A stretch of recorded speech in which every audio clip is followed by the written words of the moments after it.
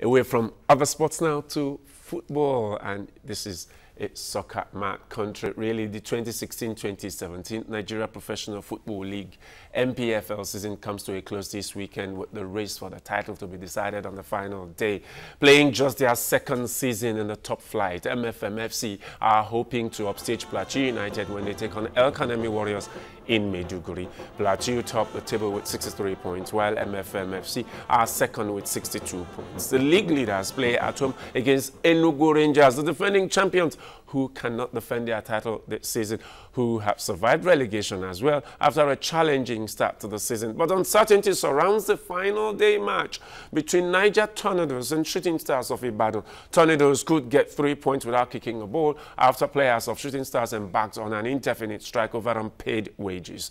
The players, who are being owed salaries, allowances and match bonuses, stayed away from their training ground at the Lekan Salami Stadium in Ibadan. Now, Shooting Stars are 16th on the table with 50 points and may still be relegated on the final day. Not looking good for Shooting and their fans. Well, joining us in the studio this morning, joining us are the men who make the league tick, the writers and the managers of teams and in the league. The director of MFMFC, I used to know him long ago, not as the director back then, but as a physiotherapist. Emmanuel Adeyemi is here with us. You're welcome to TVC Breakfast. Good morning and thanks for having me.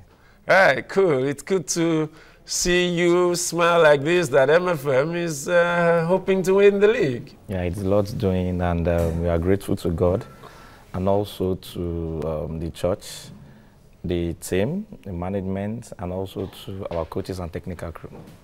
Well, we are also joined by one of the foremost writers, if I will, not one, maybe the foremost writer on the Nigeria Professional Football League. He's the editor-in-chief of the Nigerian League magazine, Ojekere Aihoje. I hope I got the pronunciation right. Yeah, you did. Thank you so much. All right. Let me begin by asking this very first question. Aihoje, what happened to Rangers? I mean, there was so much celebration. One of the traditional teams in the league winning the league just last season. And then this season, what happened to them? First of all, that's the advice I have for Plateau United and MFM. Good he's here. Celebrate, don't over-celebrate. I think Rangers were carried away by the victory. Again, first title in 32 years. Everyone was waiting for it. It came. They celebrated, they were still celebrating. The Champions League was around the corner and they were still celebrating. Not on the street, but in their head was still there. When you go to the continent, Tolo, you're playing against the heavyweights. There's Al Ahly, there's Zamalek, there's Sundowns. You go to Tunisia, there's Esperance, Club Africain. You go to Sudan, there's El Marek, Al Hilal. These are clubs that are heavily funded. They've got the best players in the continent. I mean, we've seen the Egyptians play. Let's even leave Egypt, even Zambia, Zanaco, there's Zesco. I mean, those are clubs that have been consistent over and over again. So when you are going to play, if you want to win the Champions League, you're going to play these teams. And you must be prepared. You must have players. You must have the character. So for Rangers, again, they got players. Those players weren't good enough. At the end of the day, you realize that even the players they got one by one, they were dropping them. And they had to rely on the same players. They had only one player left the team, Chisom.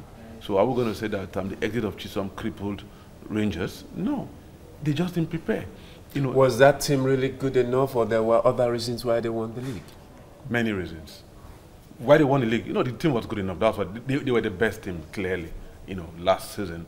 But then, like I said, they won the title, and so many other factors affected the team. Everybody wanted to get a share of the publicity when it came to celebrating the team and all that put together. Some other persons wanted to be, in charge of controlling the team and all that. When the house is not divided, I mean, when the house is divided, Solomon, you can't stand. And don't forget again, I said you're playing against the best in Africa, Al Ahly, Zamalek.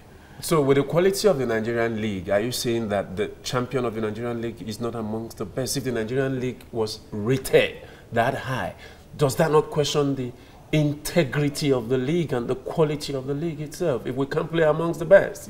I said preparation. it's a different thing. Preparation. Let's take some of the matches we've seen in recent times. If you're not prepared, it's not about gathering names. MFM don't have names. I mean, they've built the names in the team. They didn't get names from outside. Ode is a player, who developed through the club's rank. Sekiru, the same thing. Onua, same thing. So when you're going to play, like, it's not about gathering names. You can gather those names, and those names won't deliver. It's all about playing as a unit. You play as a unit to win titles, not about gathering big names in the team. So even if, we've seen Nigerian teams winning the continent, you won't compare the players they have to players other teams have. But like I said, it's the way you put this team together. We'll come to the issue of the process that produces the league champion in Nigeria and the inability of the teams to compete on the continent. But let me come to Emmanuel. Just last season, MFM struggled, and on the fight till the final day, it seemed MFM wasn't going to maintain their Premier League status, as they said. But and you were not the director then; you were the team physiotherapist. But in just your second season, you are not only challenging for the title, you have picked a slot to represent Nigeria on the continent. Now, tell me, what happened? What changed from last season to this season? I know you are not the highest paying team in the league. Yeah, what happened was that last season we were having some little issues in the club. And this season, the General Overseer of the church, Dr. Olukoya, decided to restructure the team. And he saddled us with the responsibility of ensuring that we make the top 4 in the country. He funded the team properly. Our players, officials, they always get their bonuses, allowances, and their salaries as at when due. And it really motivated us. So I spoke with my coaches, the technical team, and the players that we don't have any option but to excel. I believe that the secret of success is consistency of purpose. So we're consistent. After playing any game, we get over that game and look forward to the next game. So that's it. Right, but you're a team from the church, and we hear all manner of stories about the league, because I was trying to ask Aikoje here about the integrity and the quality of the league and some of the stories we hear about the league. Especially about fidelity, about inducement of referees, about the best team not necessarily winning the league. How did you cope with these issues of referees inducement? I know that even though you are challenging for the title, you have lost more than 10 games in the season, and you are not good traveling away, winning on away soil. Almost all the home teams seem to win their games. How did you cope with this? Did you at any point have a challenge of having to induce referees or having to compete against referees that were induced in the league? Okay, the fact is that Nigerian referees, they've done well this season compared to previous seasons. And the league management company, headed by Malam Sheodiko, has done so much to ensure that we have proper officiating in the league.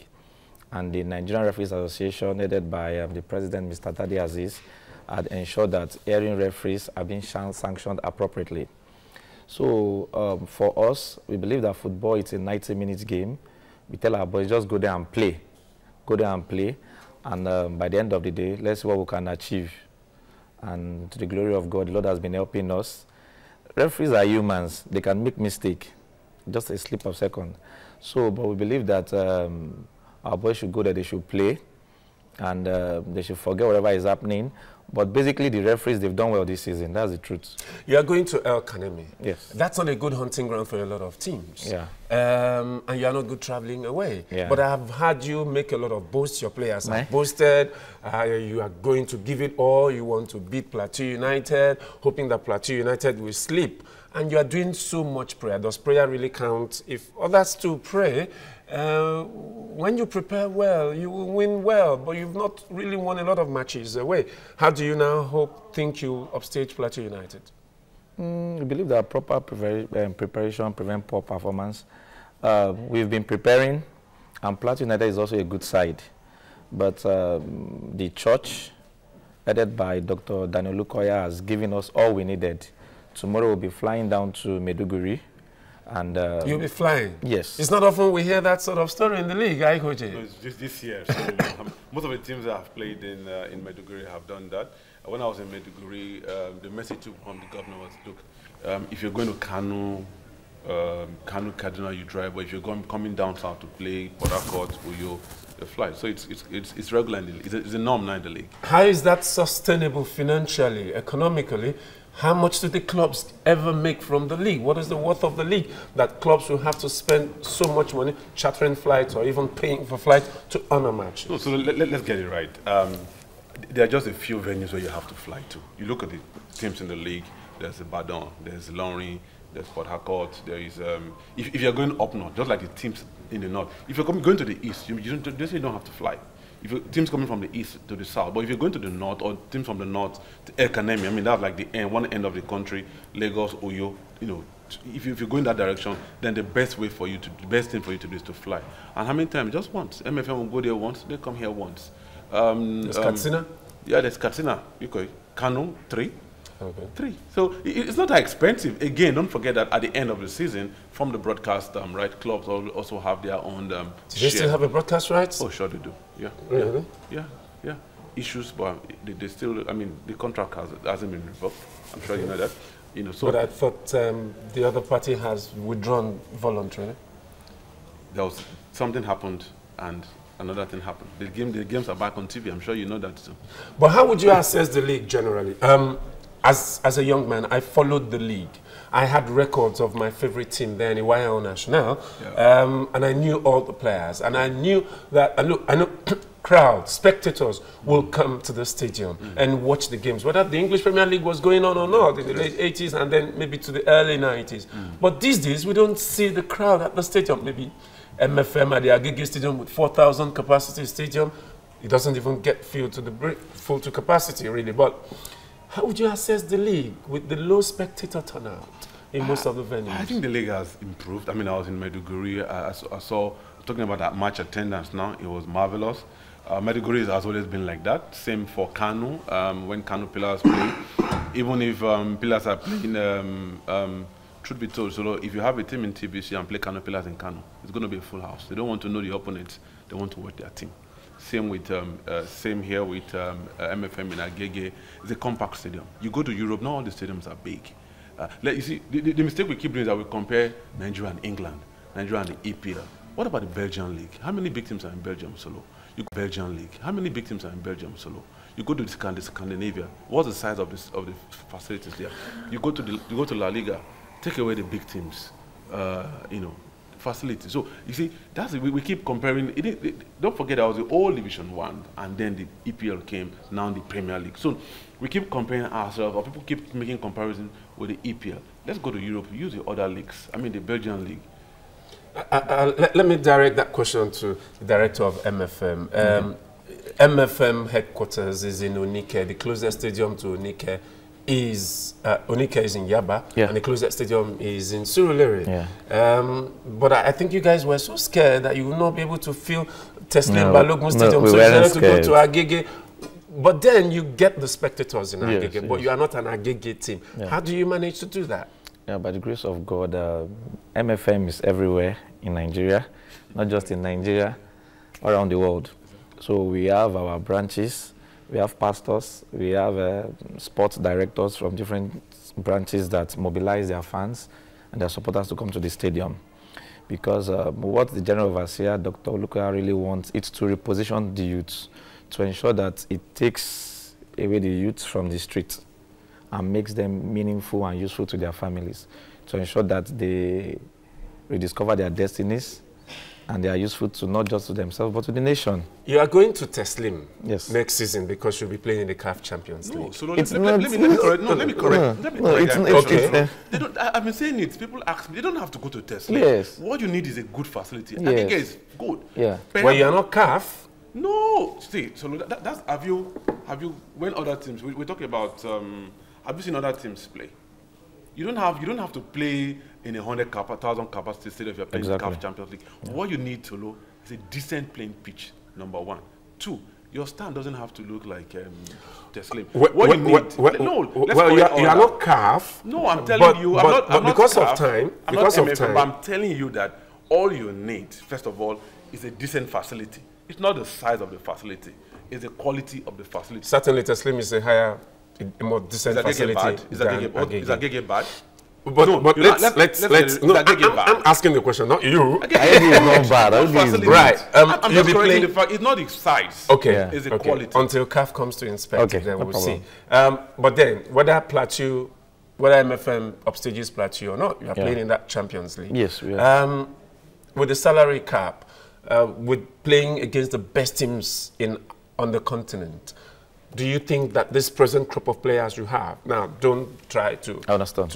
You certainly need a higher quality players. Yeah. What do you intend to do to get the best players? Does that not mean a disruption to your wage cap and all of that to get the best players in the country to play for you, to play on the continent? Yeah, 2 days ago I had a meeting with the coaches and the technical crew. We discussed on how we can recruit more players to strengthen the team. The coaches had made a list of the players that they want, and we've told our scouts and team managers to go after them, because it's a continental game and want to ensure that we represent not just Lagos State but Nigeria in the continent. It's obvious that teams in Nigeria have not been doing well recently. Yeah, but want to ensure that MFM succeeds. MFM sets a new record, sets a standard in Nigerian football. So that means maybe it's possible that next season you are going to pay as much as maybe 2 million for one player per month? It's possible. MFM is the richest club in Nigeria. That's the truth. So, and Daddy, Dr. Luka has given us all we needed. When I mean all, I mean all. Last thing. Yeah. MFM against El Kanemi Warriors, the final league game for you. Do you think you can really win that match and win the league? By the grace of God, everything is possible. But we are prepared, we are focused. As I'm talking to our boys, they are training at Prayer City, and we'll be leaving tomorrow. The boys are well motivated, they are in high spirits, and I believe that by the grace of God, we'll have the day. Do you think MFM can really win it? Plateau is playing at home against Rangers. They are not good travelers. I need to stress that. Even if they beat El Kanemi, do you think that MFM will win this league, or Plateau will still win it as a man who follows the league? We had a discussion just before coming on. I told them, well, double celebration. They said triple. I said, no, it's double. They can't beat El Kanemi in my degree. The table is already set. Plateau will win the league. MFM second. I think they've done enough. The Champions League ticket. That's what I say. Plateau get the league. MFM second. They can't win in Maiduguri. Did you hear that? The prayer won't change that, will it? Prayer and silent they'll do their best. I mean, they will do their best. No, we'll do our best. I mean, it's even good that the title will be decided on the last day. That for me is fantastic. But I think the title is for Plateau. But then, as it seems, the best teams in the league will have lost 10 games and 13 games, or 14. Well, you've had it all from the director of MFM and the editor, the director of MFM, Emmanuel Adeyemi. I keep mixing that with Adebi. Okay. Emmanuel Adeyemi, and of course, man Ojekere Aikoje, the editor-in-chief of the Nigerian League magazine, Football League magazine, the